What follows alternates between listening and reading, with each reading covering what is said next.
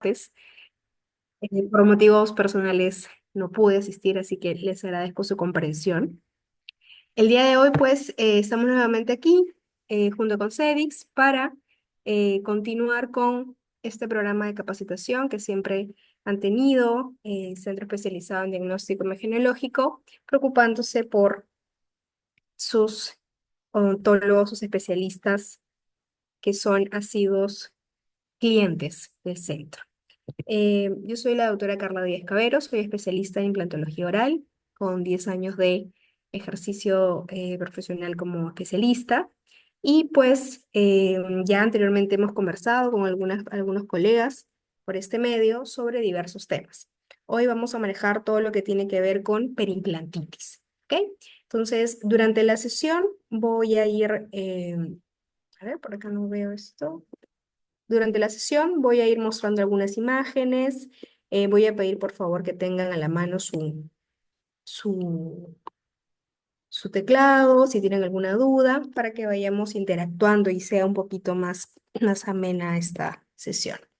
Bien, cuando hablamos de perimplantitis como tal, debemos pensar que es una preocupación constante en todas las personas que colocamos implantes dentales, ¿correcto? ¿Por qué?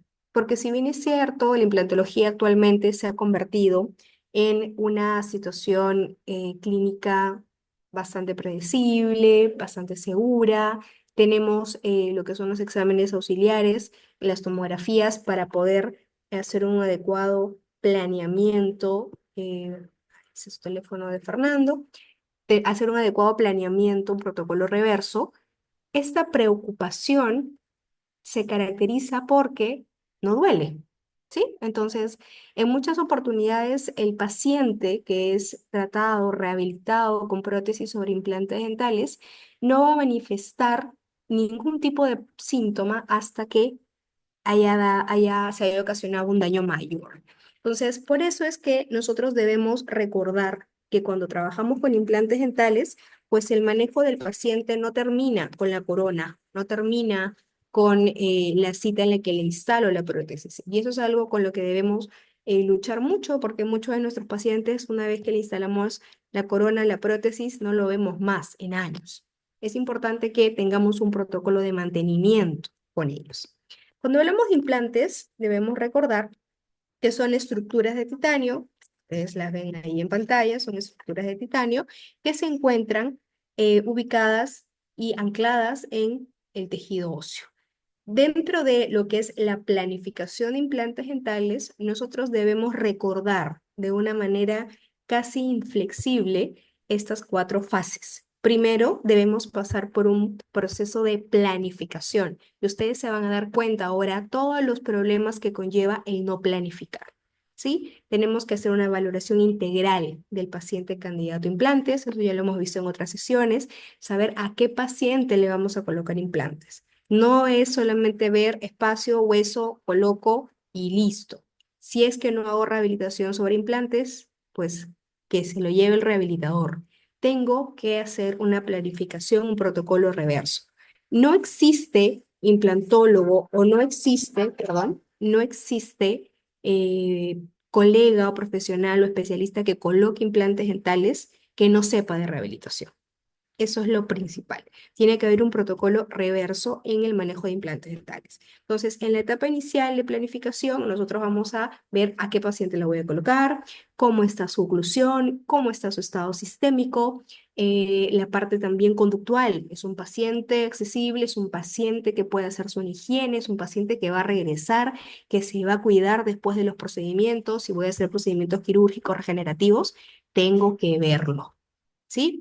A eso me refiero con valoración integral del candidato a implantes. Luego de eso, una vez que el paciente pues reúne todos estos requisitos, vamos a hacer pues nuestro manejo reverso. Hablamos de un análisis clínico, hablamos de una toma de modelos. Doctores, modelos primarios, los más sencillos que tengan. No es necesario tener, digamos, lo más sofisticado. Quien tiene un escáner digital y la tecnología, estupendo. Modelos primarios, señor, le voy a colocar, en las cubetas, le voy a tomar impresiones para poder verificar con toda la paciencia del mundo dónde va a ir mi implante, pero sobre todo para poder planificar dónde va a ir mi corona sobre implantes. ¿Ok? Entonces, cuando ustedes planifiquen implantes dentales, tienen que pensar dónde va a ir la corona, dónde va a ir la prótesis. Primero, porque es el resultado por el cual el paciente está yendo a la consulta. Y segundo, porque es lo que va a tener que mantenerse a largo plazo. Luego de que hacemos esta planificación, pues pasamos a la fase quirúrgica, que ya lo conocemos, siempre guiada con visión protésica, siempre pensando por dónde va a salir mi tornillo protésico, por dónde va las fuerzas oclusales, cómo van a quedar. Si es que yo necesito para tener una posición ideal del implante dental, acceder a cirugías complementarias de tejidos blandos, de hueso adicional, pues lo hago. Y eso es algo que ustedes, si es que ya colocan implantes, lo han experimentado o quienes no han colocado o están colocando recién, van a decir en algún momento, chispas, ¿por qué no le insistí a este paciente para colocarle un injerto de tejido blando? ¿Por qué no lo convencí a este paciente para que tenga un mejor contorno? ¿Por qué no hice una valoración del perfil de emergencia de la corona que va a ir sobre ese implante? Desde ya, eso les voy diciendo. Tenemos que tratar de llegar a lo más ideal posible, ¿ok? Luego de lo que es la fase quirúrgica, vamos a llegar a la fase de rehabilitación. Si nosotros hemos trabajado la primera etapa de una manera adecuada, pues la fase protésica va a ser sencilla, rápida y predecible. Tenemos que ver cuántos implantes hemos colocado, tenemos que ver cómo dejamos esa mordida, esa oclusión, el perfil de emergencia, como les acabo de mencionar, y tenemos que educar a nuestro paciente con respecto a la higiene. ¿Cómo voy a limpiar un implante unitario? ¿Cómo voy a limpiar una prótesis completa, una híbrida, una sobredentadura? Y finalmente, la fase de control. ¿Cuántas veces al año tengo que venir? 2 veces al año. Doctora, pero eso es muy seguido. No, es lo que se recomienda para cualquier persona sin implantes. Igual usted va a venir. Entonces, necesitamos siempre hacer una evaluación clínica, evaluación de tejidos blandos. No es necesario hoy en día, sin que haya una sintomatología o un signo de alarma, sondear implantes. Y en el caso que se hacen, pues tenemos implantes de titanio y también tenemos, perdón, tenemos sondas de titanio y tenemos sondas de teflón. Es importante saberlo. Entonces, estas etapas o este proceso, por más que parezca engorroso, por más que ustedes vean esa zona la que los está mirando y vean su cuenta bancaria vacía y estén tentados a colocar el implante sin planificación, sugerencia, no lo hagan. Planifiquen de la manera más sencilla, analógica, para poder trabajar con predecibilidad. ¿Ok? Entonces, las fases que van a ser, digamos, determinantes para prevenir lo que es perimplantitis como tal, son las fases protésicas y las fases de control. ¿Por qué? Porque la fase protésica o como yo decida diseñar esa prótesis sobre implante va a ser la que al final va a permitir que mi paciente pueda higienizarse y recibir cargas oclusales estables en toda la arcada. El control nos va a ayudar a hacer lo que es mantenimiento de higiene oral. Usar pastilla reveladora existe, usémosla con implantes también, ¿ok? Dicho eso, voy a entrar en lo que es perimplantitis como tal. Existen muchas definiciones de perimplantitis. A lo largo de la historia y a lo largo de que ha ido evolucionando esta condición, que es una condición inmunoinflamatoria, pues cada quien consideraba perimplantitis como una inflamación, otros decían que es porque hay sangrado. Lo cierto es que en el año 2017 nosotros en este rubro nos guiamos mucho de consensos, ¿sí? De investigaciones. Hoy en día existen revisiones de literatura, revisiones sistemáticas, ensayos clínicos, etcétera. Hay infinidad de información. Sin embargo, existen instituciones que se dedican o que organizan estos consensos y agrupan a profesionales que son muy simbólicos en el área y los ponen a revisar literatura. Y les dicen, ok, ustedes por cada grupo se van a poner a responder ciertas preguntas específicas en cuanto a la parte clínica.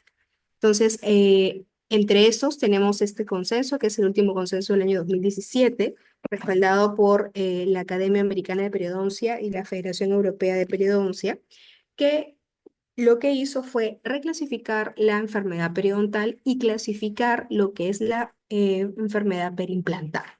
Entonces, si queremos una definición actualizada de lo que es problemas o enfermedades o patología periimplantar, tenemos esta referencia del 2017. Esta es la última y es la que está vigente. ¿Y qué nos dice? Nos dice que los tejidos o la zona alrededor de los implantes puede estar en cuatro situaciones, ¿sí? La primera situación es una situación de salud, la segunda situación que es una situación de alarma, que es una mucositis, y la tercera que se refiere a una situación en la que ya hay no solamente un signo clínico, sino también una pérdida radiográfica palpable y que está peligrando la estabilidad de ese implante dental. ¿Ok? También tenemos un escenario que anteriormente había permanecido un poco en tinieblas, que son los defectos de tejidos. Y regreso con esto, cuando hablo de defectos de tejidos, a las condiciones óseas y las condiciones de los tejidos blandos que nosotros decidimos mantener o mejorar al momento de colocar los implantes dentales. ¿Ok? Entonces, este consenso, ¿qué nos dice? Nos dice que primero debemos diferenciar, tenemos que tener muy en cuenta cuando trabajamos con implantes dentales que los tejidos alrededor, la forma en la que se maneja el tejido periimplantar es diferente, totalmente diferente a la forma en la que se maneja o en la que se desarrolla los tejidos periodontales. ¿Ok?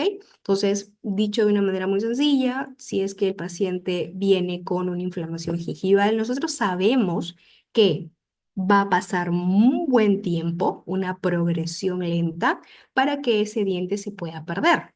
Sin embargo, este escenario no se da en los implantes dentales. ¿Por qué? Si nosotros vemos las imágenes que están viendo ahorita en su pantalla, en el lado izquierdo, aquí donde estoy colocando el punto, van a ver que es una zona periodontal. ¿Qué es lo que vemos aquí en la zona periodontal? Vamos a ver tejidos gingivales alrededor, vamos a ver que existe, y te voy a mover esto de aquí, existe una gran variedad de componentes. Hay muchas barreras de protección alrededor del diente. Tenemos el epitelio sulcular, que es nuestro surco gingival. Tenemos tejido conectivo, que está a nivel de la zona supracrestal, arriba del hueso. Tenemos una unión cemento-adamantina, que está por acá ubicada. ¿Y qué otra cosa tenemos que es importante y que sirve de barrera de protección? Las fibras colágenas. Nosotros tenemos en la zona periodontal una gran variedad de fibras. Acuérdense, fibras paralelas, fibras horizontales, fibras oblicuas. Hay un enmarañado en esa zona que permite que al momento de hacer un sondaje a un diente, nosotros tengamos cierta resistencia. Es por eso que la profundidad del sondaje es menor en un diente si lo comparamos con un implante dental. ¿Ok? Entonces, además de eso, también tenemos que las fibras periodontales van a ir como otra forma de barrera desde la zona de los tejidos periodontales hacia la zona del cemento dental. Entonces, estamos hablando de una gran cantidad de barreras de protección y también que van a pasar todos esos filtros para que recién se produzca un problema a nivel periodontal. ¿Ok? Si nosotros vamos a la situación de los implantes, lo que vamos a encontrar pues, es el titanio, vamos a encontrar también una zona circular, un surco, pero en la zona del tejido conectivo nosotros vamos a encontrar unos tristes fibras paralelas que van a ir de manera paralela al implante y que la mayor cantidad de vascularización, irrigación que va a tener todo lo que va a nutrir la zona alrededor de los implantes viene de la mucosa. ¿Por qué? Porque el implante es un elemento inerte, ¿correcto? Y eso lo hace mucho más vulnerable. Si nosotros vamos a las clases de periodoncia, acuérdense, hablamos de el espacio biológico, el espesor biológico. Alrededor de los dientes nosotros tenemos una altura de tejido conectivo aproximadamente de 1 milímetro. Tenemos un fondo de surco de más o menos 0,97 milímetros. Vamos a los implantes, el escenario cambia. ¿Por qué? Porque yo no voy a tener este enmarañado de barreras y de fibras. Voy a tener simplemente un epitelio de unión que se va a romper al momento que yo hago el sondaje y voy a tener un tejido conectivo que se va a separar al momento que yo hago un sondaje. Es por eso que no se recomienda o no es un protocolo el sondeo de implantes dentales cuando no hay una clínica o una sintomatología que pueda respaldar esta señal de alarma. ¿Hasta acá se está entendiendo? Por favor, me dicen sí, no en la ventana del chat o con una mano para arriba para poder saber que están ahí, que están despiertos. ¿Sí? A ver si está quedando claro lo que estamos viendo, doctores.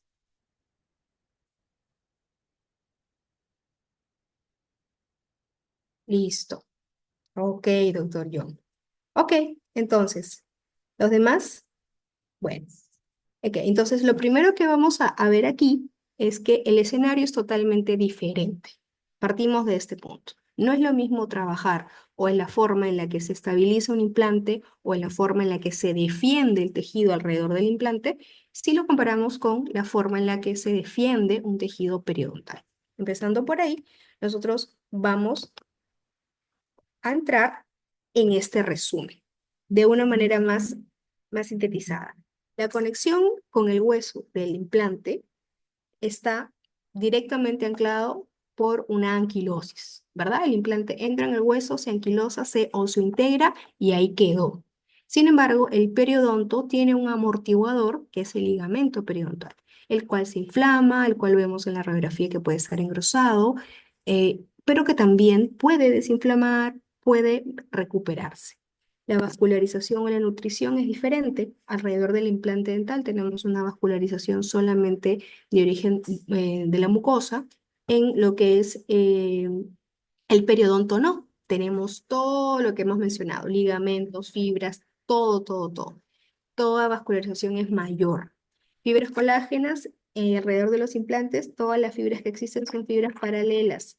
Alrededor de los implantes, alrededor de los dientes tenemos fibras horizontales, hay un mayor anclaje de esa estructura. A nivel celular, tenemos mayor capacidad de células de defensa como linfocitos y macrófagos a nivel del diente.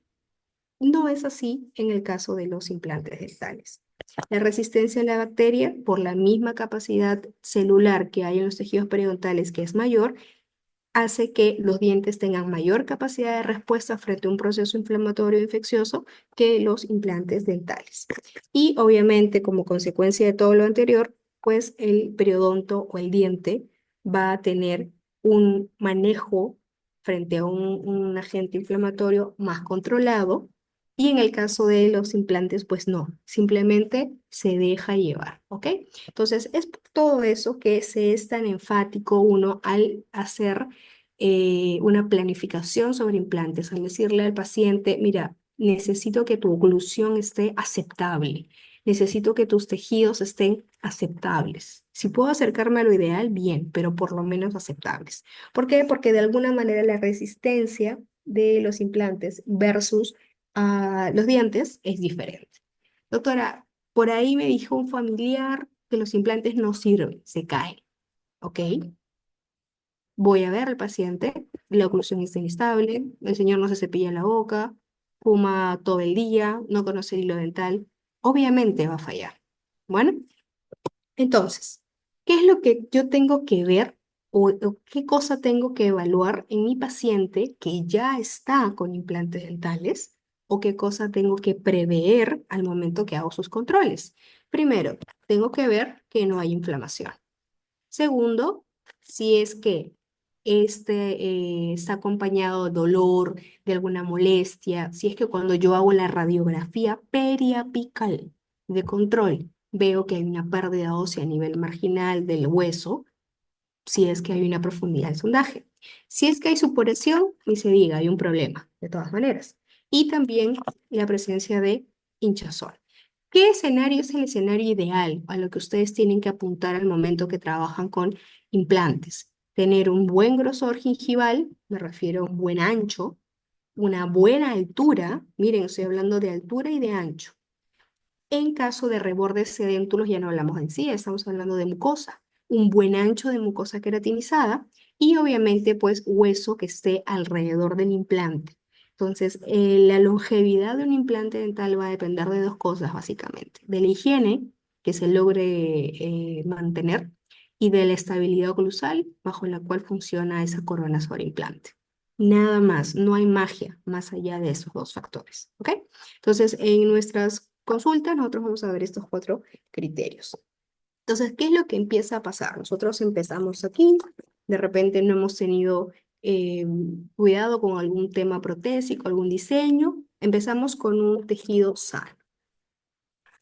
X motivo empieza a producirse la enfermedad periimplantar. Generalmente se habla de que el factor principal es la presencia de placa bacteriana, biofilm, alrededor, sucio, placa, no te lavaste bien. ¿Qué es lo que se ve? Se ve una inflamación gingival, puede haber un sangrado, no suele haber supuración, es raro, pero puede haber algún tipo de exudado de la zona. Vemos cálculo, placa, pero no hay una pérdida radiográfica de tejidos alrededor. Entonces estamos hablando en ese escenario de una mucositis. Si me trato de hacer una analogía, yo puedo hablar que esto es algo parecido a lo que es una gingivitis. Ya con esto creo que todos estamos en escena. Si es que no se elimina el factor de origen, si es que no se modifica esa rehabilitación o lo que esté ocasionando el problema, esto va a seguir aumentando, va a seguir desregulando el sistema inmunológico y se va a dar, ahora sí, una mayor presencia de células que son las que fagocitan el hueso y se va a perder hueso alrededor del implante. Y va a seguir, y va a seguir dándose hasta que se pierde hueso y se altera la estabilidad primaria del implante. No hay hueso, nada. ¿Y qué va a pasar? Se cae el implante, así de simple. No es como el diente que se inflama, que yo modifico, que ferulizo los dientes y te doy higiene, Waterpik, irrigadores. No, acá simplemente se cae, se perdió. ¿Ok? Entonces, definiciones de consenso. La mucositis es una inflamación reversible de los tejidos blandos alrededor de un implante sin que haya una pérdida ósea significativa.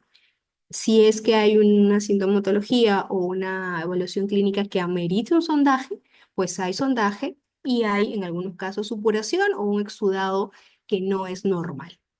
Hay un aumento en la profundidad del sondaje. ¿Comparado con qué? Comparado con la posición en la que yo coloqué el implante al momento inicial. Doctor, ¿y cómo comparo eso? Ah, tome radiografía. Tome radiografía al momento que usted instala su prótesis sobre implante y cuando lo va a controlar a los 6 meses y cuando lo va a controlar al año. Ahí yo puedo comparar si es que hay algún problema. Ausencia de pérdida ósea progresiva.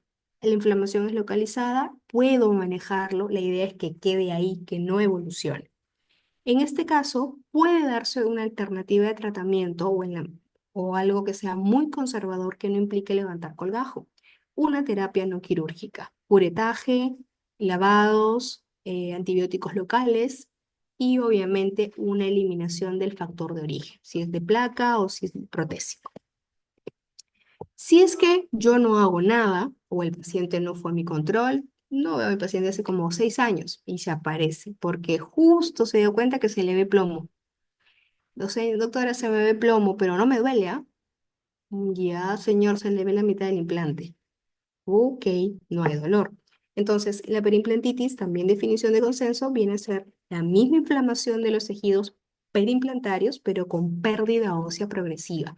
Y ya sabemos, como hemos visto en el dibujito, que si se pierde hueso, poco a poco se va a perder la estabilidad del implante y se sale con todo, con corona, con hueso, con membrana, con agua bendita, con todo lo que le colocaron, se sale. ¿Ok? ¿Qué es lo que vemos acá de manera diferenciada? Hay mayor sangrado y supuración, ¿sí? Tenemos acá un aumento de profundidad del sondaje, ustedes ahorita van a ver de cuánto estamos hablando.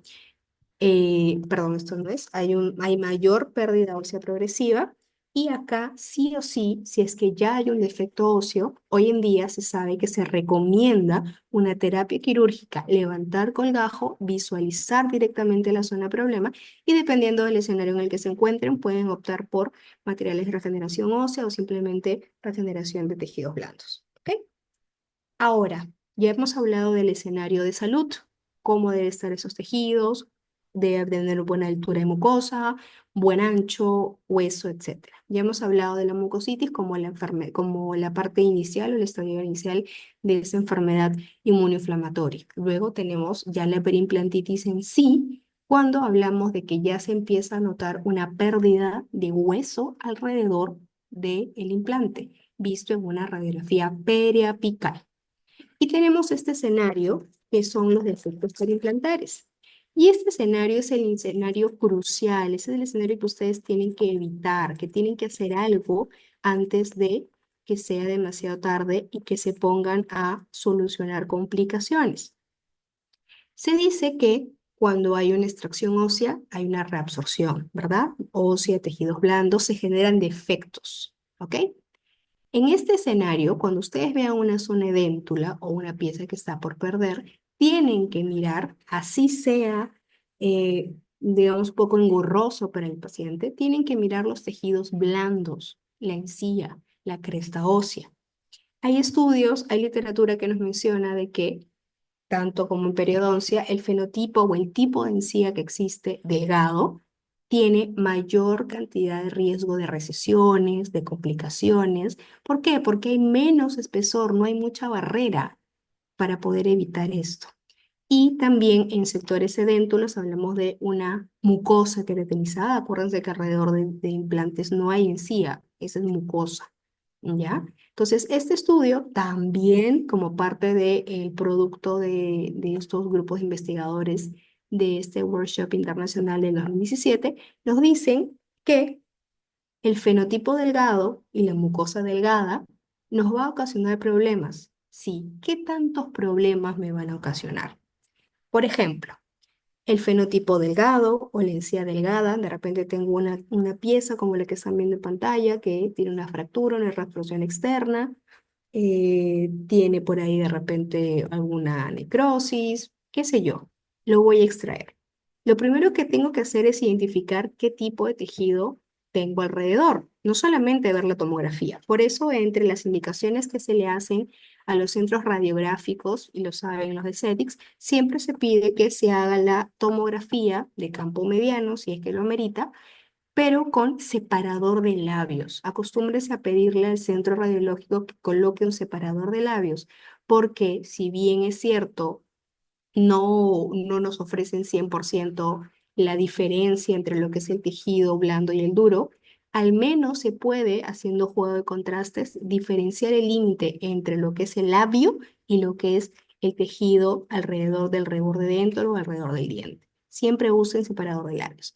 ¿Ok? Entonces, de acuerdo a este consenso, y más en un sector estético, tengo que ver qué tipo de encía tengo. ¿Ok? La encía delgada tiene un 27% de frecuencia con la que puede ocasionar una o puede terminar ese implante en una perimplantitis. ¿Ok? Estos numeritos que ven acá, estamos hablando de valores estadísticos que no voy a profundizar, pero simplemente les puedo decir que el paciente que tiene un fenotipo delgado tiene el triple de posibilidades, 3,32, triple posibilidades de desarrollar un problema periimplantar. O sea, basta que alguno de los factores del proceso de planificación no esté tan bien, tengo más riesgo de que ese paciente desarrolle periimplantitis. Tengo casi el doble de posibilidades que se complique en una mucositis, ¿sí? Y ya hablando de confort y de comodidad, también tiene el triple de posibilidades de que tenga un poco de dolor o incomodidad al momento del cepillado. Acuérdense que hoy en día, a menos de que sea un paciente que ya está bajo tratamiento por muchos años, la mayoría de pacientes eligen el cepillo que pueden, el color que pueden y el tamaño que quieren. Entonces, si es que eso lo suman a que tiene un fenotipo o un tipo de encía muy delgada, tiene mayor riesgo de que se genere una periimplantitis o un proceso inflamatorio alrededor del implante. Cuando hablamos de sectores sedéntulos, esa es una pieza posterior, ¿ya? Acá tienen el canino, atrás está la molar. Vemos acá, esto es clásico, este escenario. Y le dicen al paciente, señor, tengo que hacerle un injerto de tejido blando. No, pero ¿para qué, doctora? Eso me va a doler. Póngalo más ahí el clavito. Coloque el implante. Ya. Bueno, señor. Usted, si es que tiene poca mucosa queratinizada, tiene casi el doble de posibilidades de que se genere una perimplantitis y un poco menos del doble de posibilidades de que se genere una mucositis. Y obviamente tiene el doble de posibilidades de que le duela cuando se cepilla. ¿Ok? Entonces, manejo de tejidos o planificar la zona antes de colocar el implantito, la estructura de titanio, que muchos veo que muchos hay que tener en cuenta que hoy en día, en el escenario que vivimos, en el cual nuestra profesión está siendo de alguna manera puesta en telejuicio, tenemos que aprender a respetar las competencias de cada quien. No solamente es hacer un curso y colocar un implante, ¿correcto? Es saber por qué lo coloco, dónde lo coloco, en qué escenario lo coloco, qué le tengo que colocar alrededor para que ese implante funcione.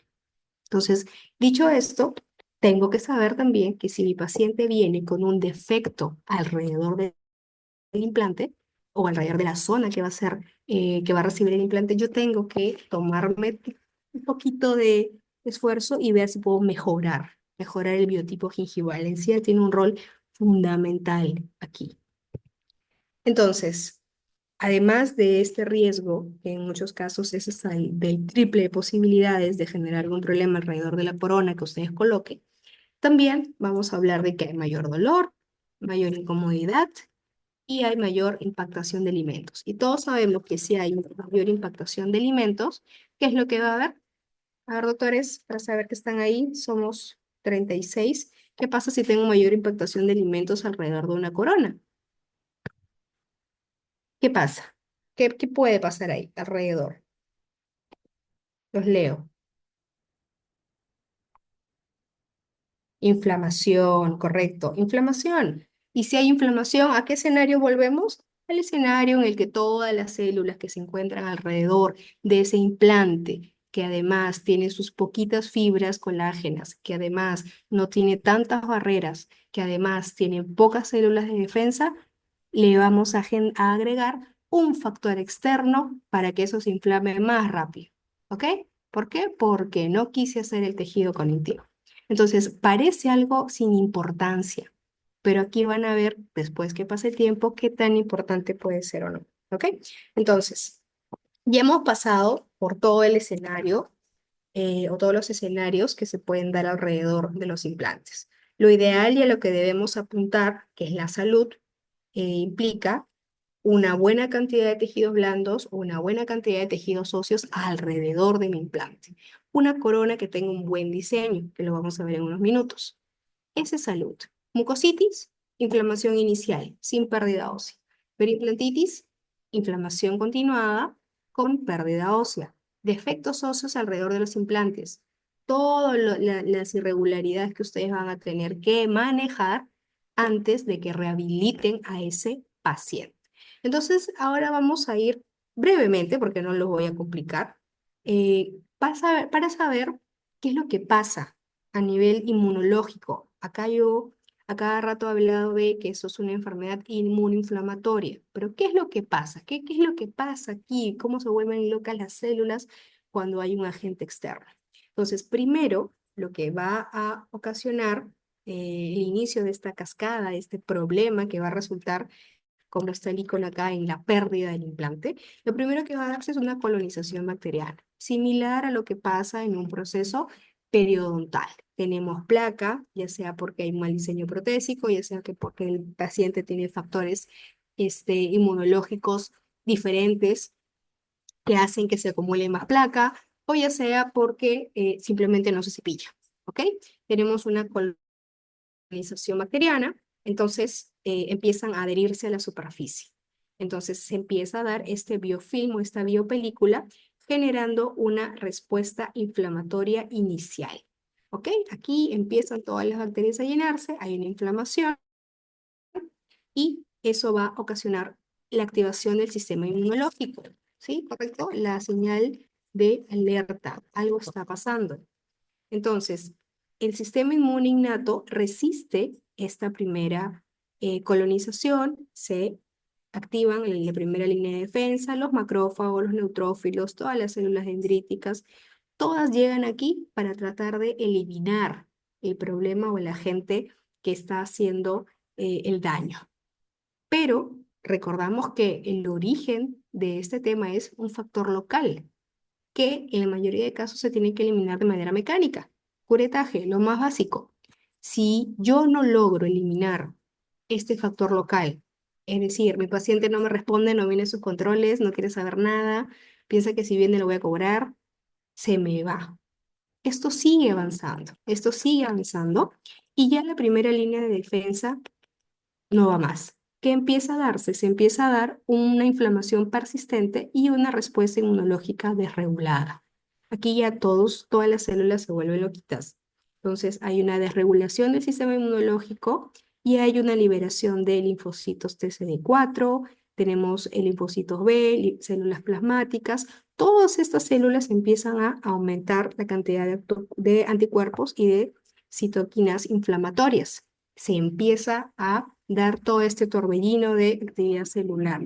Y obviamente entre estas células tenemos una célula que va a recibir un mensaje equivocado, pero lo hace obviamente tratando de defender el cuerpo, que son los macrófagos. También tenemos otras citoquinas inflamatorias que van a empezar acá a entrar a tallar, como son las interleuquinas, y otras células, junto con los osteoclastos, van a empezar a comerse el hueso, por decirlo de alguna manera, o van a empezar a perder hueso alrededor del implante. Entonces, como resultado de todo este proceso que no tiene una eliminación del factor local, se da la perimplantitis y si no llego a eliminarla, se da la pérdida del implante.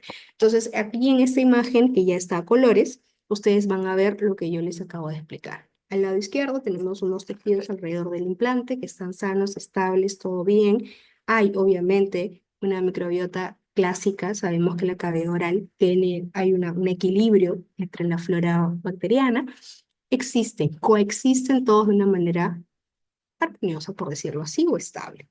Por otro lado, si hay un factor local, placa bacteriana, una prótesis sobrecontorneada, algún problema aquí, empieza a darse la primera línea de defensa, acuérdense, tratando de eliminar el factor agresor. Si no se da la eliminación del factor local, empiezan a haber muchas más células. Tenemos acá las citoquinas proinflamatorias, empieza una inflamación y una cantidad de mensajes a nivel celular y molecular, que es lo que va a ocasionar que empiecen a aparecer estas celulitas, que son los macrófagos, los osteoclastos, y se empiecen a comer todo el tejido inflamatorio. Pero en ese proceso también se empiezan a fagocitar todo lo que tiene que ver con el hueso, que nosotros valoramos mucho el hueso porque es nuestra estructura de oro. ¿Ok? Es la estructura que nos va a dar estabilidad a largo plazo de todo este sistema que es la rehabilitación sobre implantes. Entonces, más o menos esto es lo que va a pasar a nivel celular. Empieza el factor local, la placa bacteriana, el biofilm. Y no hay una eliminación de ese biofilm, no hay una corrección de el diseño que llevó a esa cantidad de retención de placa, y todas las células y todas las citoquinas, todos se vuelven locos y empiezan a eliminar, y obviamente se elimina el hueso. ¿Ok?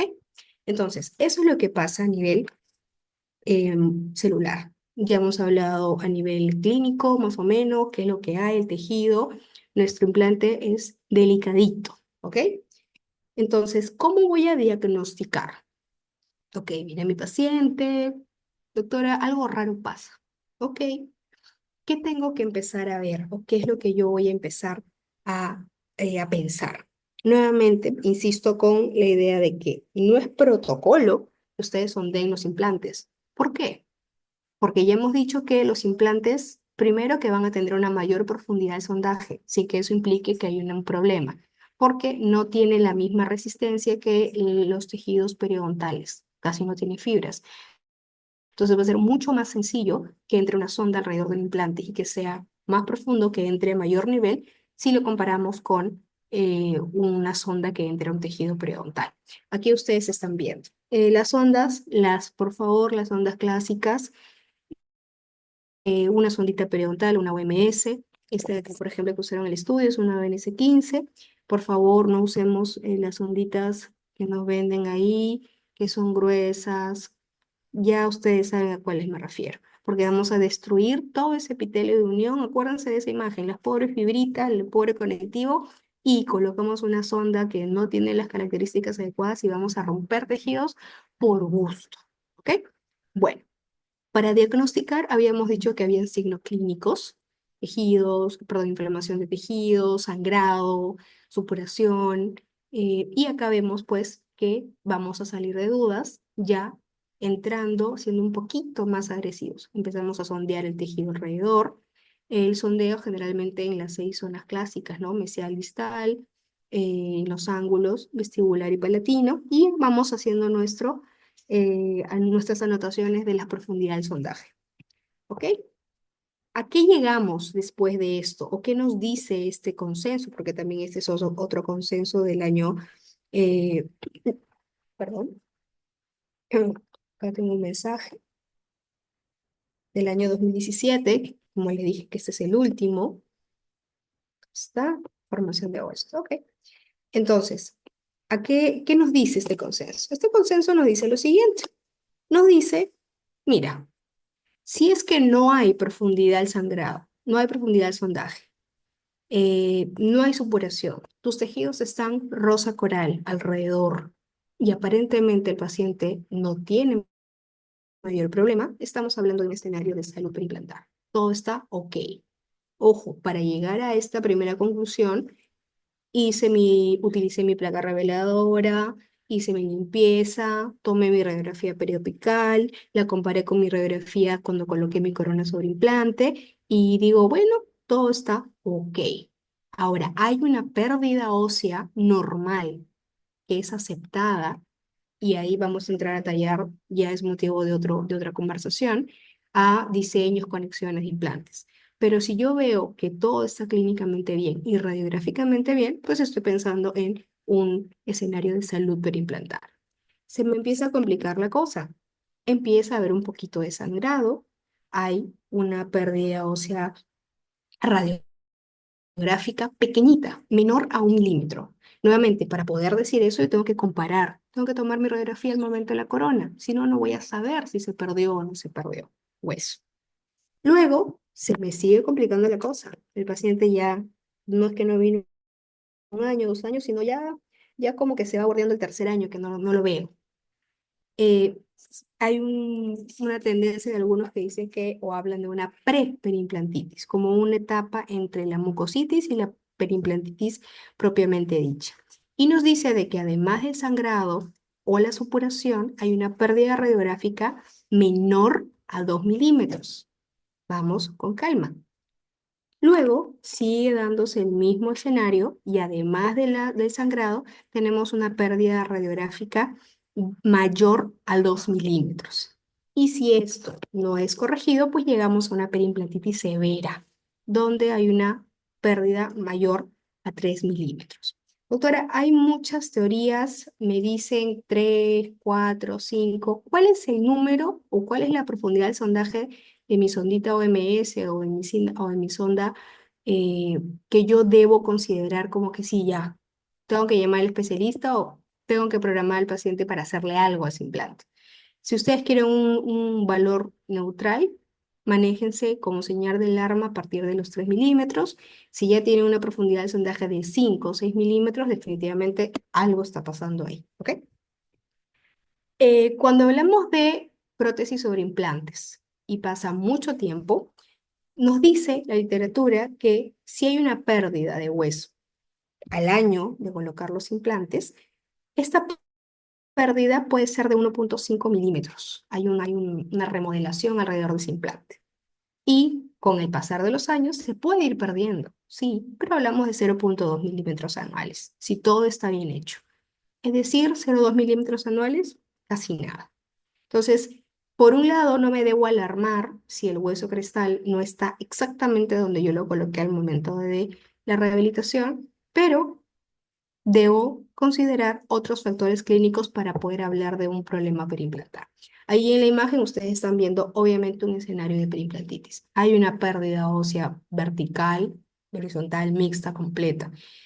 Por ejemplo, en el implante del medio están viendo que 2/3 del implante ya está prácticamente en mucosa o en el mejor escenario o expuesto en boca. ¿Ok? Entonces, ya tenemos claro cómo es el tejido alrededor del implante, cómo es, digamos, el torbellino de celular en el escenario inflamatorio. Ya tenemos una idea de cuánto debo ver o cuánto debo sondear al momento de hacer mi valoración para saber si el paciente tiene hiperimplantitis. Y les dejo entonces esta imagen. Este es un paciente que le colocaron 2 implantes en una molar. Si es que vemos la dirección de los implantes, bueno, están direccionados, no están vestibularizados. Pero, ¿cómo ven ustedes ese tejido blando alrededor? Eso que están viendo son los transfers. ¿Cómo ven los tejidos alrededor? ¿Cómo ven la mucosa alrededor de esos implantes que han sido colocados? ¿Bien, mal, normal? ¿No pasa nada? ¿Qué opinan ustedes? Ahí en el chat los leo, por favor. Ya hay un riesgo de formación de bolsas. Ok. ¿Qué más ven ahí? Ahorita vamos a llegar a eso.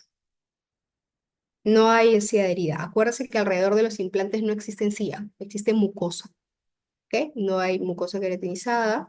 ¿De cuánto me está hablando usted para poder hablar de mucosa queratinizada o de mucosa adherida? 2 milímetros. Mínimo 2 milímetros. Correcto. Entonces, se hizo los controles. A ver. Y en este caso, pues nos dimos con esa sorpresa. ¿Ya? Obviamente es un proceso de perimplantitis. Hay una pérdida del hueso alrededor, es visible. eh, el paciente, bueno, ya como dato adicional tiene macroglosia. Va a ser bien difícil que se higienice esa zona.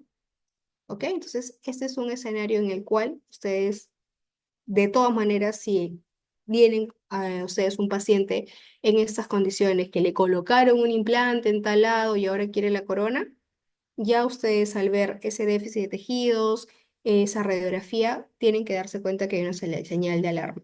Doctora, pero está sellando la corona. Sí, pero no hay encía, pero se está perdiendo hueso, pero no se puede limpiar. ¿Ok? Ahora vamos con otro ejemplo. ¿Qué ven en esa imagen? A ver, los leo, por favor.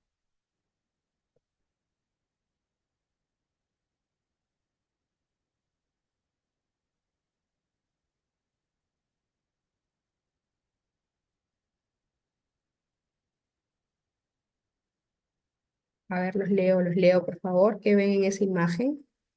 Ahí está un poco menos evidente la cosa. ¿Qué ven en esa imagen? El técnico hizo un buen trabajo con la encía del color, creo. Pero ¿qué ven? A ver, ¿alguien por ahí?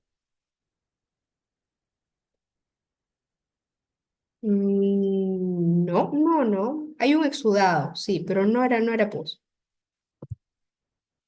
Recesión en la uno por distal, ya. Pero ¿qué pasa con la 1,2? ¿Les gusta la 1,2? La 1,2, a ver, miren bien. Ya. ¿Qué tipo de lesión? ¿O qué pasa? ¿Cómo? Ujú, recesión gingival. Ya, ok. Recesión gingival para el diente. ¿Alguien más? ¿Los demás ya se fueron? Hola. Hola, a ver, vamos a ver, acá tenemos a Alan, a Aller, a Angelo, a Carlos Vilca, a Dante, a David Avendaño, a Diali, Fernando Franklin, Hamilton, ¿dónde están por ahí? Al doctor Valdión está por acá, Aquí sí está. Luis Reyes. A todos mis alumnos han entrado a clase ya. A ver. Sebo inflamación, tiene placa bacteriana inferior. En la pieza 1-2, doctores. 1-2. Esa corona, obviamente, está sobrecontorneada. ¿Ok? ¿Sí? La mucosa alrededor tiene un defecto notorio, pero el técnico hizo su trabajo y le dio de lejos, pues, paciente tenía sonrisa baja, no se le notaba, estaba contento. Es más, el paciente estaba feliz, él no tenía problema. Nosotros sacamos la coronita y vimos ese escenario. ¿Qué ven ustedes ahí en esas fotos? A ver, los leo. Ya, ya, ok, perfecto. Ustedes me van a decir al final si es mucositis o es perimplantitis. Ya, no hay papila en la... Bueno, hay cierta papila para el canino, pero para el incisivo central no, ya está muy triste el escenario. Ok, entonces estamos viendo acá que es un implante delgado, debe ser un 2,9 más o menos de diámetro porque es un lateral. Generalmente los implantes que son bien delgados, los ultra slim, que tienen un diámetro delgado, suelen manejarse con pilares únicos. Este creo que, si no me equivoco, es el sistema SIN de 2,9. Este es un pilar que se toma impresión directamente al pilar. Ese lo han fresado para darle un poco de angulación, tratar de palatinizarlo. En el lado de aquí, cuando saqué el pilar, miren esa mucosa. ¿Les gusta o no les gusta esa cantidad de tejido que hay alrededor? A ver, los periodoncistas. Falta de ancho y grosor de mucosa. Ujú. Ya, lo del manejo es discutible, ¿ah? Porque miren que han hecho su intento. Acá hay una formita, acá no es que han colocado a la fuerza la corona, han hecho el intento. No, no es monofásico, no es monofásico, no es monofásico. Es implante con conexión, dos fases, pero es ultra delgado. Ya, ok. Entonces vemos de que no hay mucosa. Entonces, nuevamente, viene acá a tallar el tema. Doctores, coloquen injertos de tejido conectivo. Mejoren el biotipo gingival. Enamoren a su paciente. Es más, presupuesten como algo dentro del plan de tratamiento el injerto de tejido conectivo. Bueno, ¿qué, qué pasó aquí? Vamos a ver otra visión. El defecto no era cristal necesariamente. El paciente nos dice que le han hecho un injerto de tejido conectivo antes, pero en la parte más superior persiste esta hendidura. ¿Ok? Efectivamente, sí se trabajó como una perimplantitis. ¿Ok? Entonces, lo que están viendo son escenarios aparentemente aceptables. No necesariamente vamos a pensar en un escenario catastrófico. El paciente no es que va a venir con, digamos, el tejido alrededor sangrando con la exposición del implante. Generalmente, si el paciente llega ya con el implante o las roscas expuestas, no hay mucho que hacer. Esos escenarios que ustedes ven todavía son escenarios en los que se puede manejar la enfermedad periimplantar. Entonces, ¿cuáles son los factores de riesgo? ¿Qué es lo que causa esto? A ver, lo sigo leyendo. Falta perfil de emergencia. Sí, correcto. Ok, entonces, ¿cuáles son los factores de riesgo que están asociados? Nuevamente, historial de enfermedad periodontal, porque generalmente puede ser por una disbiosis persistente, la boca, el pH, todo el ecosistema de ese paciente ya tiene una carga y en ese escenario los implantes puede que no se desarrollen de manera adecuada si es que no se ha hecho una educación al paciente. El paciente periodontal, y no me van a dejar de mentir acá, hay periodoncistas, es un paciente para toda la vida. No es un paciente que lo vemos y de ahí no lo vemos en 6 años. Tiene que asistir a sus controles. Y si ese paciente, además de haber sido paciente periodontal, además de tener secuelas de pérdida ósea por periodontitis, decide ser paciente portador de implantes dentales, pues tenemos que verlo con mucho cuidado. Y también, pues, pacientes que tienen factores de riesgo asociados a periodontitis. Hablamos de pacientes fumadores, ¿ok? Por ejemplo, otro factor de riesgo, la higiene oral. Ya sabemos, higiene oral, placa bacteriana, ya vimos el dibujito, cómo se dio el tema de este tema de respuesta inmunológica.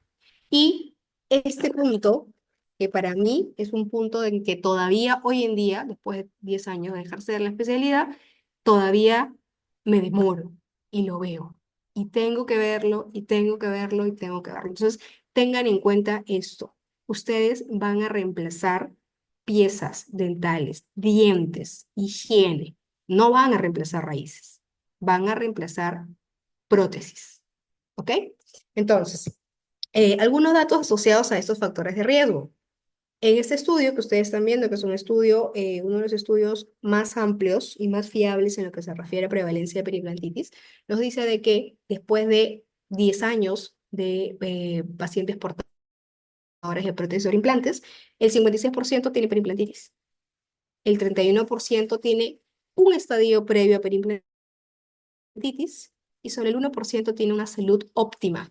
Está rosadito, todo hermoso, todo maravilloso. Solo el 1% después de 10 años de carga protésica sobre implantes. ¿Qué nos dice también? Que si yo tengo placa alrededor de la corona o de la zona perimplantar, tengo el triple de riesgo de que esa zona tenga perimplantitis. Si es que yo estoy trabajando puentes sobre implantes, tengo el doble de posibilidades de que me vaya a dar perimplantitis. ¿Qué significa eso? Debo evitar los puentes extensos. No he visto estudios del caso, pero esta ya es una opinión muy personal. Este, yo creo que un puente sobre implante máximo de 3 piezas, 3 a 4 piezas, ¿ok? No, no de repente remontarnos antaño cuando se hacía arco cruzado y hacemos una prótesis de oreja a oreja, todo fertilizado, todo unido. A la larga, biomecánicamente eso no es sostenible por mucho tiempo, ¿ya? Ese estudio que nos dice que si yo voy a colocar un implante muy vestibularizado, tengo también el doble de posibilidades de que sufra de perimplantitis si es que no manejo los factores. Entonces, esta es una imagen clara en un paciente que tiene o ha tenido periodontitis. Los pacientes que fuman, si bien es cierto, existe un protocolo de cese para colocar quirúrgicamente implantes, o sea, un protocolo de cese que nos ayuda a lo que es la estabilidad primaria, al cierre inicial de los tejidos. También este paciente, porque el paciente fumador es muy difícil que deje de fumar de un momento a otro solo por el implante, va a tener más del triple de posibilidades de que venga perimplantitis. Señor, sus implantes ya pegaron, perfecto, pero tiene que venir a sus controles cada 6 meses. ¿Pero por qué? Porque usted tiene el triple de posibilidades de generar perimplantitis. Obviamente, todo lo que tiene que ver con el tabaco en boca, la cicatrización lenta, el recambio saliva lento, tiene que ver con retención de placa y por ende procesos inflamatorios. Los pacientes que han tenido enfermedad periodontal moderada a severa tienen que venir más seguido porque tienen más del doble de posibilidades de desarrollar perimplantitis. Ahora vamos con lo que tiene que ver con diseño protésico, que eso es algo que muchas veces lo bajamos, lo dejamos de menos y decimos, bueno, el implante está medio chuequito, tráeme un pilar angulado. Doctor, no existe pilar angulado de 40 grados. No importa, me lo ofrece mi técnico. Prácticamente en el tornillo protésico termina ese fresado. El diseño protésico tiene que ser planificado de manera previa. Hoy en día tenemos lo que es posicionamiento de implantes dentales 3D, que es la cirugía guiada. Tenemos muchas maneras de tratar de hacer predecible la colocación del implante. Trabajar de una manera analógica todavía en un implante en el sector anterior requiere experiencia, planificación y mucha suerte. ¿Ok? Entonces tenemos acá un caso, prótesis sobre implante, muy parecido al que les mostré hace un rato, en el cual han hecho pues, han camuflado todo esto y le han hecho una aleta hacia vestibular, ¿no? Hacia arriba, para disimular. Como el defecto está vertical, pues le hago una aleta. El técnico hizo lo que pudo y disimula. Pero lo que no va a poder disimular es la forma en la que el paciente se higieniza. Lo que no va a poder disimular es la falta de tejido alrededor. Eso no lo va a poder disimular. ¿Por qué? ¿Qué es lo que sucedió aquí? El implante está muy hacia vestibular, ¿ok? Entonces, ¿qué pasa? Cuando ustedes colocan un implante, la posición tridimensional, si es que yo sugiero no colocar implantes de pie, sentados, nunca. Ustedes coloquen implantes de pie. Miren de arriba, de abajo, oclusal, de derecha, izquierda, de costadito, perfil, porque es posición tridimensional, ¿ok? Eso es número uno. Aquí el implante está vestibularizado, la corona trató de simular, pero esto no es sostenible a largo plazo. El diseño protésico. Miren ese caso. A mí me han dicho que para evitarme recesiones y para proteger y tener hueso alrededor del implante, pues a mí me dijeron que yo lo tengo que tirar hacia palatino el implante. ¿Ya? ¿Qué tan hacia palatino, ah? Algo considerable, pero eso considerable es un criterio muy subjetivo. Con esa depresión, con ese puente que ustedes están viendo, ese nicho prácticamente, ¿creen que va a haber forma de higienizarse con Waterpik, como me dijo un paciente hace poco?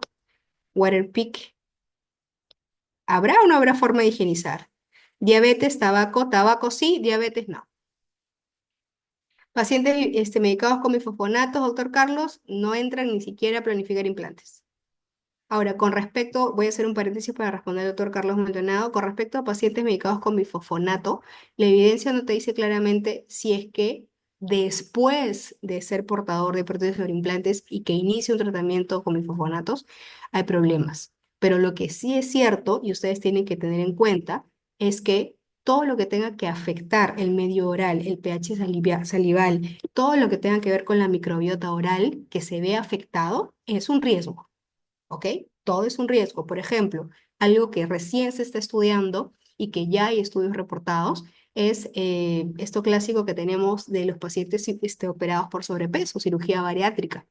Y eso es un factor que está en vías de desarrollo, porque recién tenemos esta tendencia de que cirugía bariátrica, manga gástrica, etcétera, etcétera.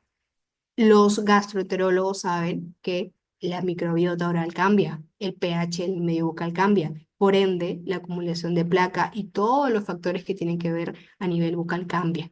No podemos decir a estas alturas que hay un riesgo de un paciente bariátrico de hiperimplantitis, pero sí hay un cambio en el escenario. Y eso es una señal que debemos considerar. Lo que sí hay son estudios que reportan que, por ejemplo, en Estados Unidos, en pacientes bariátricos hay mayor incidencia de pérdida dental y mayor colocación de implantes dentales. Entonces, eso todavía está en vías de desarrollo. Entonces, si usted me habla que es un paciente con bifosfonatos que anteriormente ha recibido implantes y coronas sobre implantes es de riesgo para perimplantitis, no hay una respuesta clara. Pero sí, hay que tener en cuenta que si afecta el medio oral, puede afectar la estabilidad del implante. Doctor Hamilton, ¿después de cuánto tiempo que se aplicó el bufanato se le puede poner implantes, ya sea oral o inyectable? Ah, ya, también. Tengo una paciente así, justo ahora. Eh, Depende. Si es oral, es un poco más predecible. Si es que ya le están colocando inyectables a la paciente, no puede recibir. ¿Ya? Ahora estamos colocando en la balanza la situación. Obviamente, un paciente que está recibiendo bufanatos es por una afección mayor.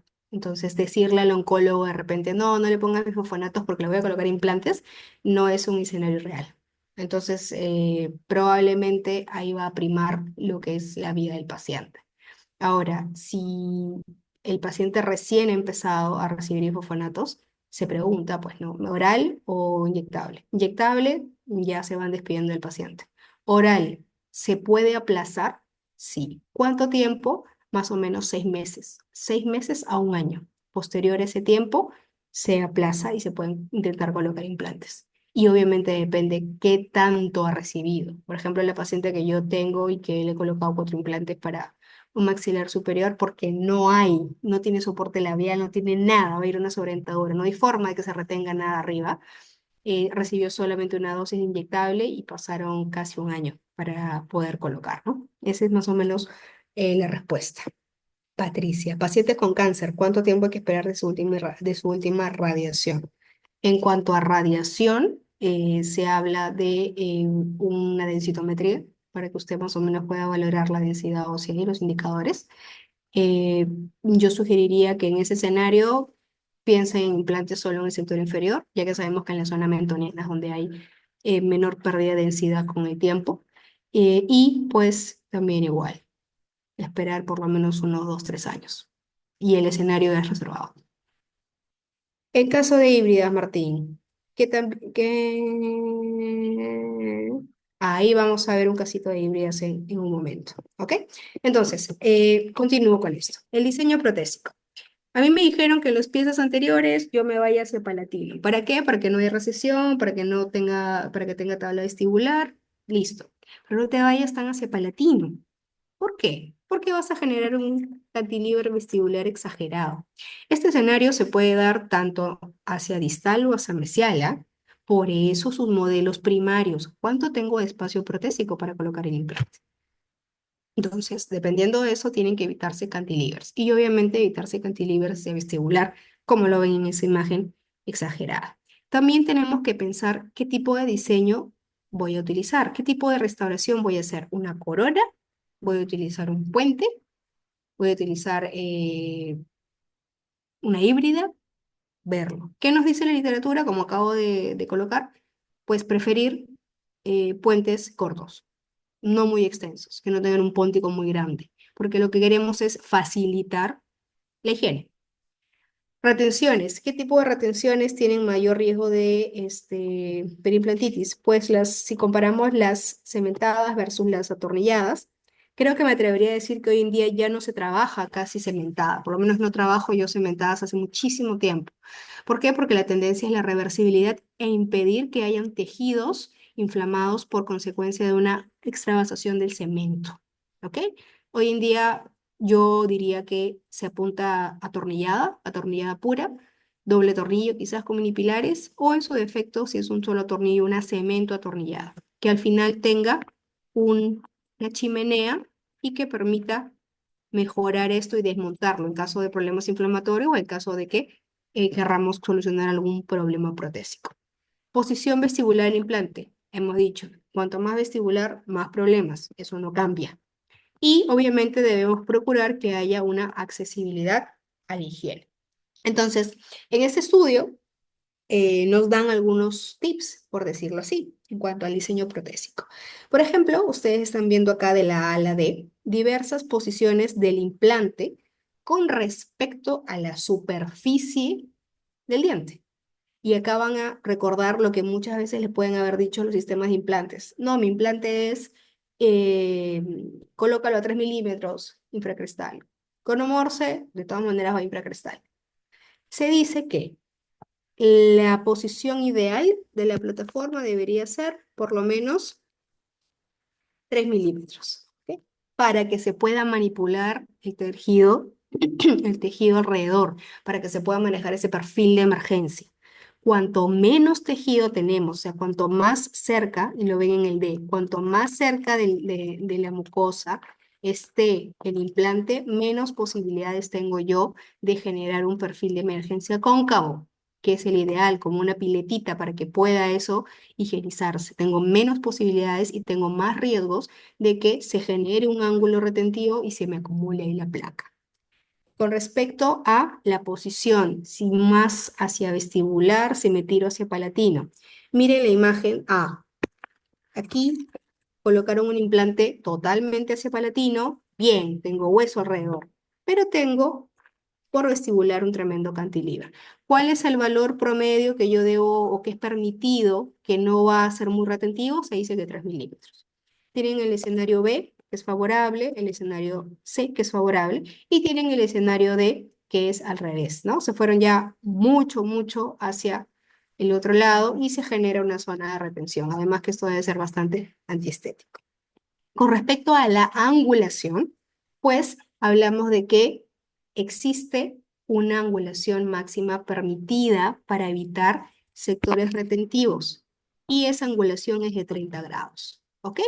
Entonces, cuando yo hago mi planificación mi diente de stock ahí, lo más básico, mi diente de stock, para más o menos ver el contorno, si voy a colocar la corona sobre ese implante más ese vestibular, más platino, ¿qué tengo que recuperar? Cuando estoy jugando con eso, yo tengo que pensar que los pilares angulados son una alternativa, ¿ok? Pero no es la solución. No es que yo voy a colocar un implante hacia vestibular chueco y mi pilar angulado me va a solucionar la vida. No. Es por eso que existen angulaciones en los diversos sistemas entre 17 y 30.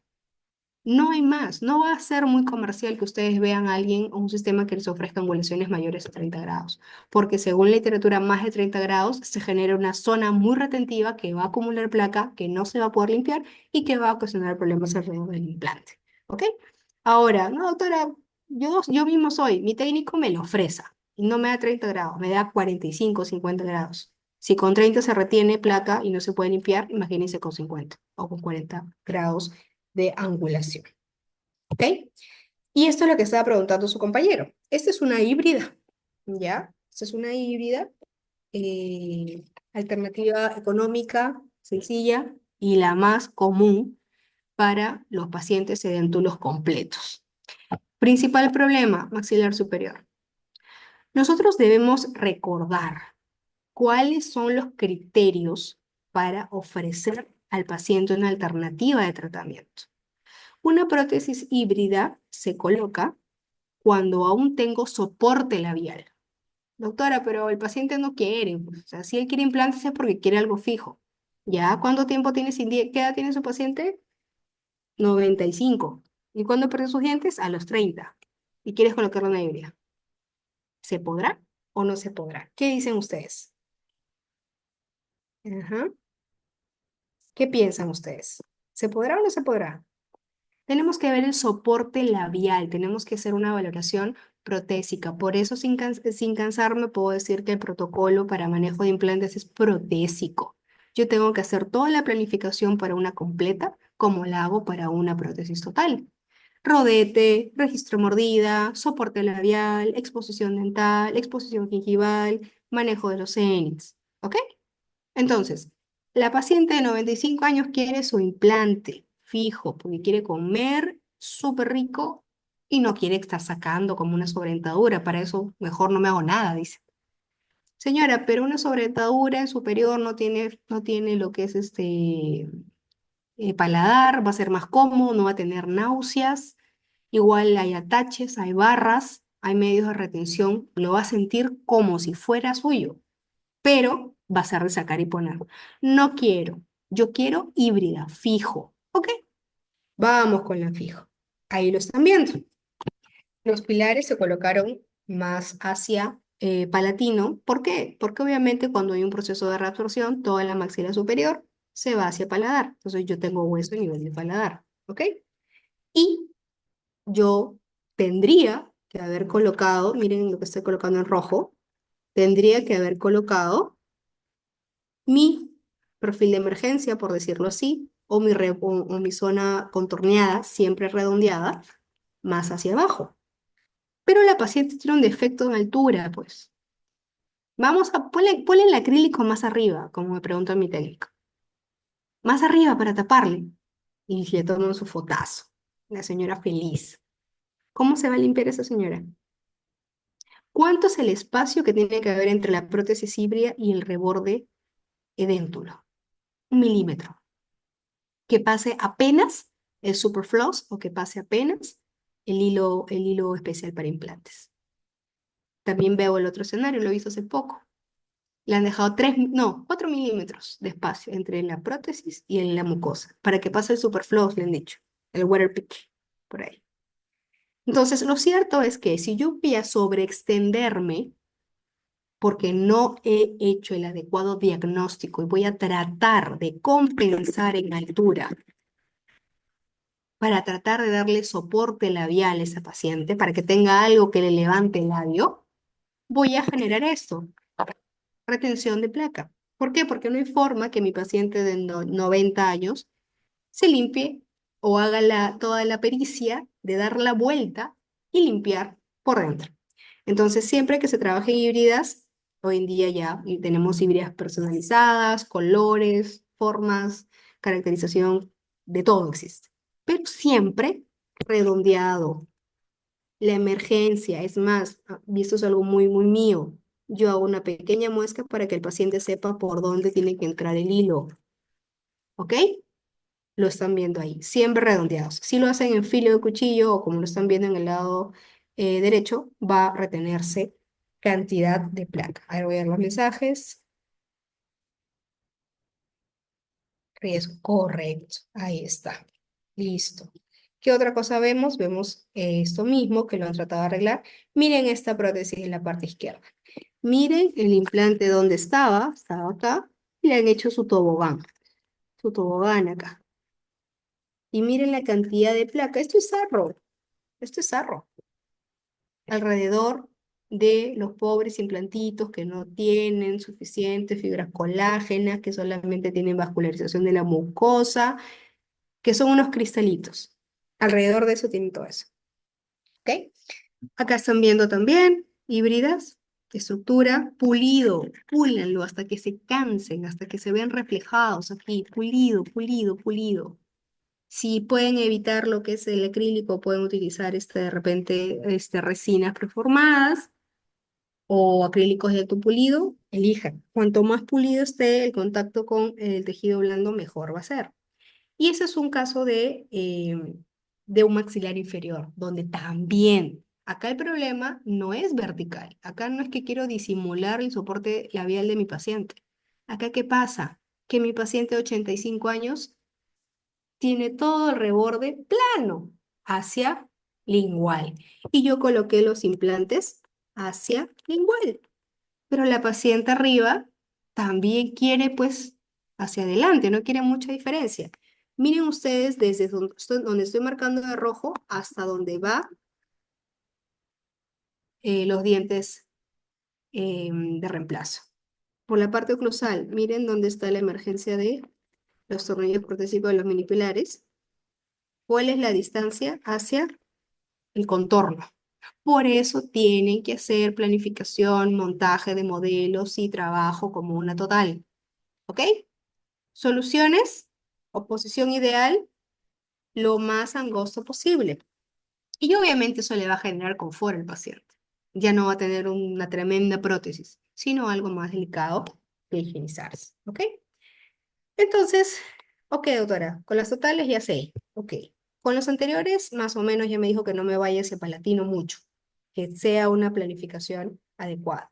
Cuando trabajen ustedes perfiles de emergencia, y no me voy a extender mucho para no llegar más de la hora programada, trabajen perfiles cóncavos. ¿Para qué? Para evitar recesiones. Si ustedes trabajan el perfil clásico, ¿ya? Que es acá y sobre eso hay un montón de literatura y un montón de videos en internet. El perfil convexo tiene un 64% una población a los 10 años de tener recesiones gingivales, mientras que un perfil cóncavo, en el cual descansa amablemente un buen grosor de mucosa queratinizada, tiene un riesgo menor, 14,3% de que haya una recesión. Doctora, yo no sé, el paciente es medio raro, todavía lo estoy educando. Acostúmbrese a planificar prótesis provisionales sobre implantes, ¿ok? Quizás en molares, donde el escenario es un poco más predecible, y eso me acuerdo mucho es, ok, vienes, te hago la segunda fase, te abro el implante y ese mismo día te coloco el implante, te tomo la impresión. No, no va a pasar. Menos el sector anterior. No va a pasar. En el sector posterior, pues use sus conformadores, manejen resina alrededor de los conformadores para manejar un perfil de emergencia adecuado y pueden usar un pilar provisional con una corona provisional sobre ese tejido para manejar perfil de emergencia, háganlo. Y en anteriores, sí o sí manejen tejido, sí o sí usen prótesis provisionales. Y al final, con la misma prótesis provisional, pueden ustedes hacer una transferencia personalizada o pueden copiar el perfil de emergencia logrado con un Duraline al momento de adherirlo alrededor del transfer. ¿Ok? Eso con respecto al perfil de emergencia. ¿Cuánto tiempo tengo que estar entonces con mi prótesis, doctora? Usted me dijo que al toque es. No. Los implantes que más demoran, que más cuestan y los de más riesgo son los anteriores. Entonces, presupuesten una prótesis provisional que al menos esté 3 meses manejando, dándole la forma cóncava al perfil de emergencia para que pueda tener resultados que le duren 10, 15, 20 años. Tratamientos. Y con eso vamos a terminar para no extendernos. Sobre el tratamiento de implantitis hay mucho, mucho que decir. Lo que sí se sabe es que dependiendo del grado y de la secuela de este proceso inflamatorio, se elige el tratamiento. Hay muchos consensos. Hoy en día, perdón, voy a eliminar estas cositas. Ya. Hoy en día todavía se menciona el tratamiento no quirúrgico. Generalmente el tratamiento no quirúrgico está asociado a mucositis, no tanto a perimplantitis. Porque si ya hay una pérdida ósea de tejido hueso alrededor de los implantes, ya merita algo de reconstrucción. Entonces, en este momento, ¿qué voy a hacer? Mucositis, diría que podemos asociarlo más a tratamiento no quirúrgico, y perimplantitis como tal, o sea, una pérdida ósea en diferentes grados, podríamos pensar ya en un abordaje quirúrgico. Obviamente, en todos estos escenarios está implícito el que yo voy a corregir la presencia de placa bacteriana y que yo voy a corregir el diseño protésico si es que es muy retentivo. Eso ya está implícito. No existe o no hay forma de que se corrija un problema inflamatorio si es que yo no corrijo el factor de origen. ¿Ok? Entonces, el no quirúrgico, cuando tengo defectos supracrestales, cuando no quiero hacer mucho alarde o no quiero alterar mi margen gingival en la zona estética. Entonces, en la zona estética hay dos factores, ¿no? Uno, que de repente es más fácil higienizarse o más fácil utilizar herramientas específicas para implantes y evitar, pues, levantamiento de colgajo y modificar ahí márgenes. Va a ayudar en lo que es la reducción al sondaje, la profundidad del sondaje a corto plazo. A largo plazo implica seguimiento. Señor, tengo que verlo cada 6 meses. Tengo que tomarle una radiografía periapical para ver que todo funcione bien. ¿Qué se suele usar aquí? Pues tienen antibióticos locales, el uso de láser, etc. Ustedes están viendo acá los métodos clásicos en la parte inferior, curetaje. ¿Sí? Como un raspaje, en vez de que sea un raspaje a nivel de dientes, pues hacer un raspaje con curetas periodontales alrededor del implante. Y se lava, se puede contaminar y en caso de que sea un factor local, puedo mejorar los tejidos blandos, de repente colocar un implante, perdón, colocar un tejido conectivo, un tejido libre, o modificar y hacer ese perfil de emergencia menor. Doctora, pero se me va a ver la corona, ya no está tan gordita, está en media plana. Sí, pero te la vas a poder limpiar, ¿ok? Prima eso. Y arriba pues están viendo escobillas que también se colocan ahí sin necesidad de levantar un colgajo, digamos, de espesor completo. Ese es otro caso, también prótesis sobre implantes, híbrida, en este caso, doble tornillo, están viendo ahí los mini tornillos o los mini pilares, y esa es una sonda de teflón específica para el sondeo alrededor de implantes. Ahí ven que alrededor del hueso que sí se está produciendo un tema. Acá no hay levantamiento de colgajo, acá han infiltrado antibióticos, por eso ese color, han infiltrado antibióticos, hay una secuencia de colocación de antibióticos, no hay un protocolo, cada quien lo está manejando como quiere, dependiendo del tipo de fármaco o del producto que usen, varía, pero acá no se levanta colgajo. ¿Puede mejorar? Sí, puede mejorar, pero acuérdense de que junto a esto tiene que haber una prótesis accesible a higiene. ¿Ok? Y el quirúrgico, que es el que tiene más respaldo a la fecha cuando hablamos de perimplantitis, nos hace pensar, voy a limpiar, voy a eliminar el factor local ya, pero en ese defecto que se ha generado, porque perimplantitis es un defecto óseo, voy a regenerar. ¿Qué tipo de material voy a regenerar? ¿Cómo limpio esa superficie que ya la expuse, ya levanté mi colgajo, ya estoy mirando las roscas del implante? ¿Qué le hago a esas roscas? Tengo que mejorar defectos en tejidos, ya eso cae maduro de acuerdo a todo lo que hemos hablado, ¿no? Entonces, para la regeneración, pues se usa regeneración o se planifica en caso de que haya un defecto óseo. Contenido, idealmente contenido. Si no, pues utilizaré el hueso y la membrana o el tipo de membrana de acuerdo a la situación clínica, en base a los criterios de regeneración ósea. El tipo de injerto ¿Qué tiene mejor porcentaje de éxito? El autógeno, menos rechazo. Las membranas que use va a depender del tipo de defecto. Si es contenido, si es grande, si necesito mayor o menor estabilidad del hueso que coloque. Va a dar, obviamente, mejoras clínicas, porque estoy colocando ahí dentro, ¿ok? No hay hasta la fecha un material ideal. No hay una superioridad entre un material y otro al momento de rellenar un defecto que se cuela de un proceso perimplantario. ¿Cómo voy a limpiar este sector?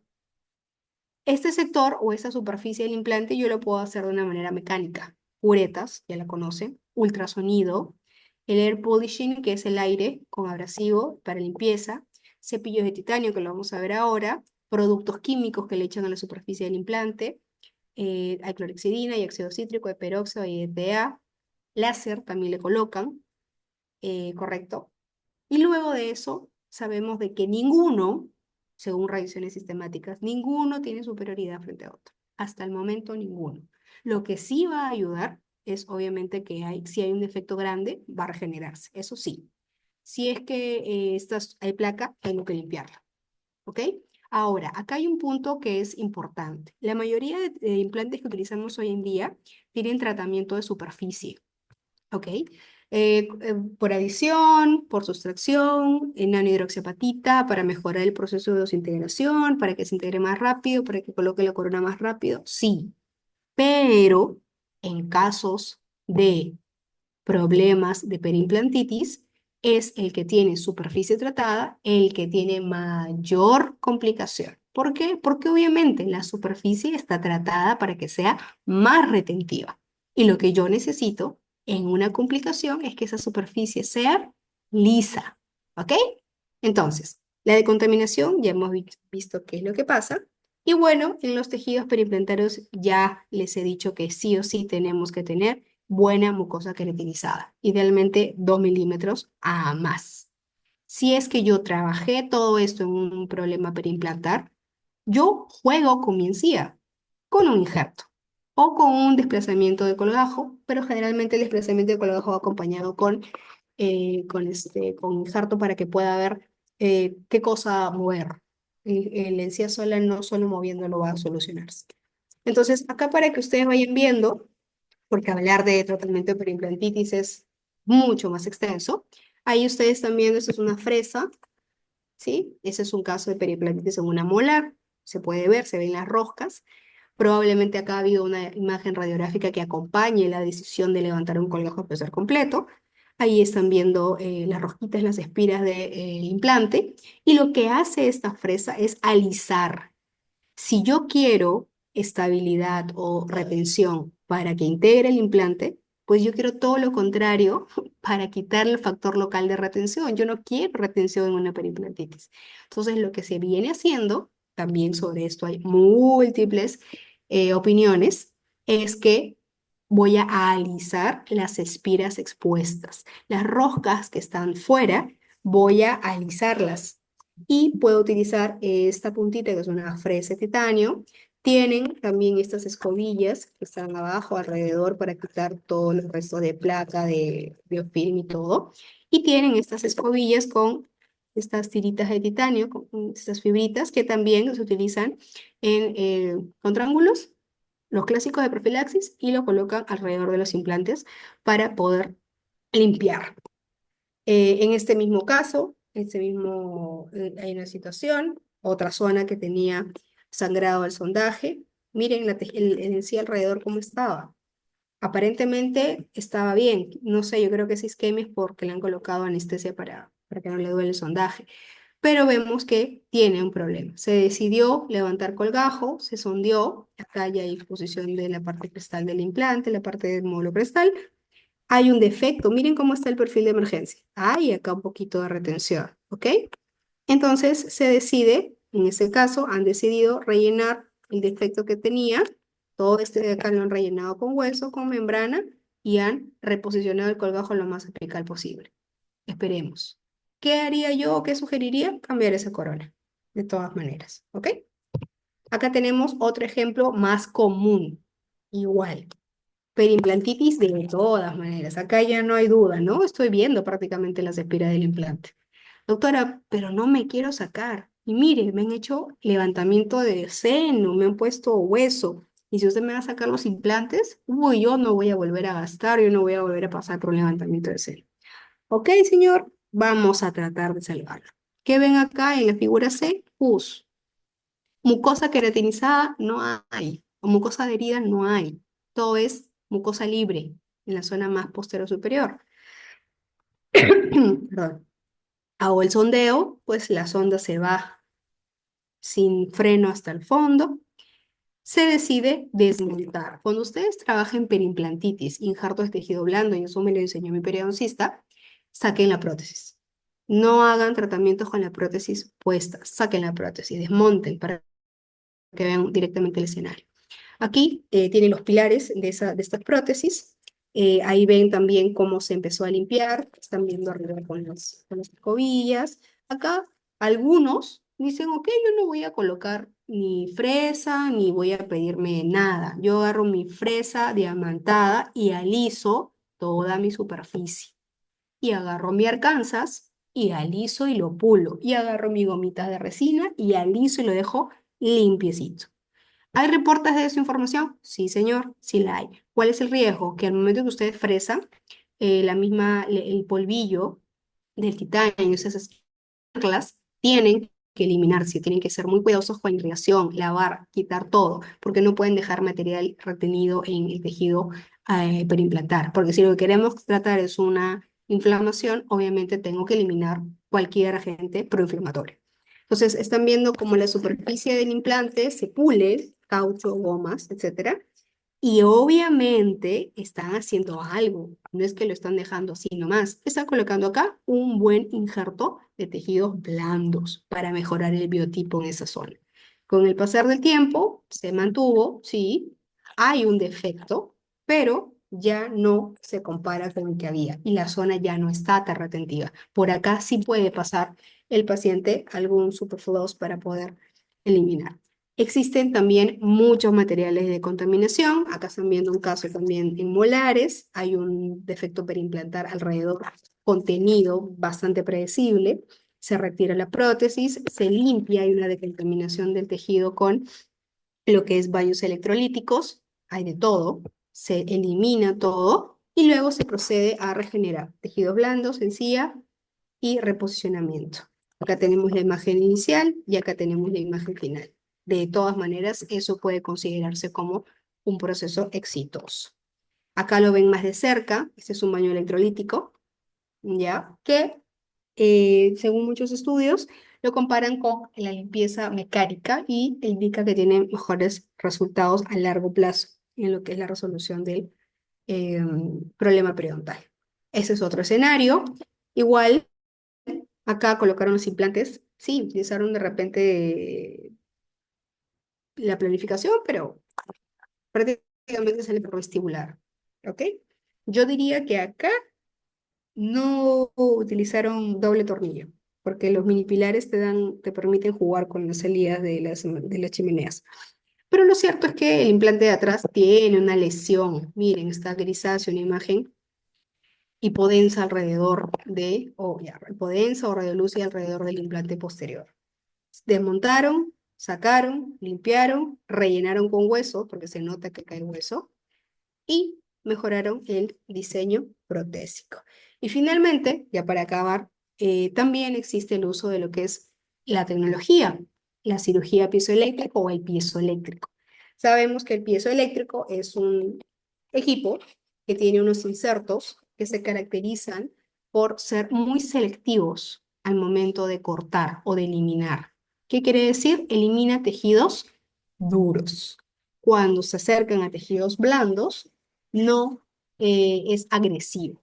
Entonces también se puede utilizar lo que es el equipo piezoeléctrico, tiene sus propias curetas de teflón para poder eliminar todo el tejido de granulación fibroso alrededor de los implantes que están bajo un problema perimplantar. Entonces aquí el protocolo que utilizaron colgajo especial completo, obviamente ustedes están viendo ahí, creo que es un Nobel Biocare, es una conexión lobular, y limpiaron, decontaminaron con ácido fosfórico al 35%, lo dejaron ahí por 2 minutos, aire con abrasivo con glicina, espesor de película de 24 micrómetros, de 25 micrómetros, y colocaron antibióticos, tetraciclina tópica. Todo vale. Colocaron tetraciclina acá y utilizaron pues para el proceso de decontaminación las puntas del piezoeléctrico. Esto también está siendo estudiado, sigue y es efectivo. Lo cierto es que si hay defecto, lo relleno. Hueso particulado que están viendo ahí, membranas de colágeno, entendería porque es un defecto contenido. Por eso utilizamos una membrana de soporte suave. Medicación, que es una pregunta también común. No hay consenso con respecto a eso, pero sí se sabe que dar medicación antibiótica ayuda al resultado. Frente a no dar, dar antibiótico en un proceso para implantar sí ayuda en los resultados finales. ¿Ok? Entonces, como estamos hablando de pisos eléctricos, para terminar y para cerrar, les comparto este libro que ustedes están viendo en pantalla, que es de cirugía pisoeléctrica, que tengo el gusto de compartir, el doctor principal, el doctor José Rosas, junto con el doctor Yerson Palomino, la doctora María Eugenia Guerrero, que es un libro detallado que emplea el piezoeléctrico en las diferentes especialidades, endodoncia, rehabilitación oral, implantología, cirugía oral, y obviamente el manejo de terapia perimplantar está dentro de sus usos. ¿Ok? Es un libro que es muy versátil, tiene muchos gráficos y en caso de necesitarlo, de quererlo, de comprarlo, pueden contactar conmigo o hablar con Fernando para poder darles una muestra y puedan ver si les interesa. ¿Ok? Bueno, con eso creo que ya podemos ir terminando la sesión de hoy. Muchas gracias, ya son casi las 10. Me he excedido un poquito y quería saber si tienen alguna duda o alguna pregunta.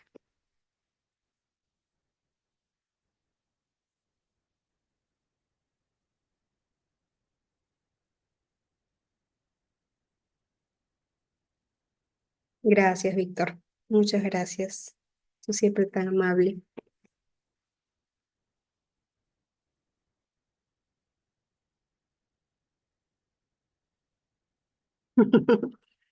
Ya, gracias, doctor John. ¿Alguna pregunta? Gracias, gracias. Listo. Ok. Gracias, gracias a ustedes por quedarse hasta esta hora. Y como les digo siempre, ¿no? Demórense un poquito, planifiquen, enamoren a su paciente, háganle saber, así como hemos conversado, ¿no? Háganle saber, mira, tu implante es un cristalito, es una inversión. Tenemos que colocarlo en las mejores condiciones que hay. Ok, bueno, si no hay preguntas, Fernando, te doy el pase. Sí, bueno, doctora, muchísimas gracias por la exponencia del día de hoy. De verdad, un caso y el caso es bastante interesante y un tema bastante importante dentro de lo que es la implantología, ¿no?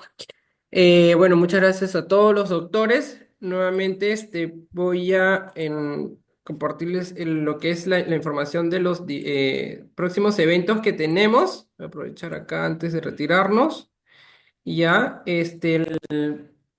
como tal, el día sábado vamos a estar en una conferencia presencial, ¿no? Con el doctor Raúl Botetano. El día 8 de abril, el martes 8 de abril, vamos a tener el próximo webinar con el doctor Emil Correa y vamos a tener un taller presencial sobre lo que es implantología digital versus convencional. Este es un taller presencial gracias al apoyo también de GME Implantes, ¿no? De igual manera, en todas nuestras redes está toda la información también.